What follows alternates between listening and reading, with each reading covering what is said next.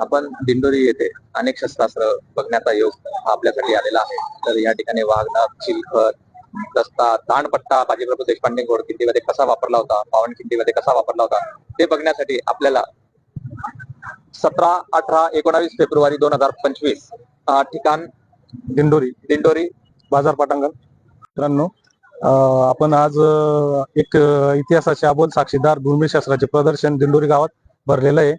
तरी आपण सरांची त्याच्याविषयी माहिती घेणार आहे. नमस्कार सर. नमस्कार, जय शिवराय. जय शिवराय. मी पंकज दुसाने, स्पार्क फाउंडेशन अंबनेर संस्थापक अध्यक्ष. या ठिकाणी जे दिंडोरी शहरामध्ये सार्वजनिक शिवजयंती निमित्त आम्हाला या ठिकाणी बोलवलं गेलेलं आहे. तर खरंच हा जो विषय आहे की शिवजयंतीमध्ये आनंद जातात, पण ह्या मंडळाने जे नवीन उपक्रम केला आहे तर खरंच कौतुक करण्यासारखं आहे.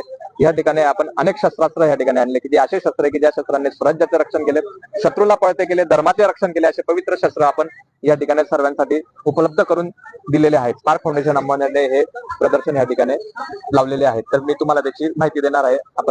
आपण बघू शकता. आता सर आपल्याला माहिती देणार आहे. या ठिकाणी आपण भाल्यांचे मुख्य 4 प्रकार ठेवलेले आहेत. असे अनेक प्रकार आहेत भाल्यांचे, पण आपल्याकडे जे उपलब्ध आहे आपण त्या ठेवलेले की पदकुंत, अश्वकुंत आणि गजकुंत. पदकुंत म्हणजे जे पायी चालणारे सैनिक असायचे ते त्याचा वापर करायचे की जे आकारालाही मोठे असायचे, वजनालाही जड असायचे.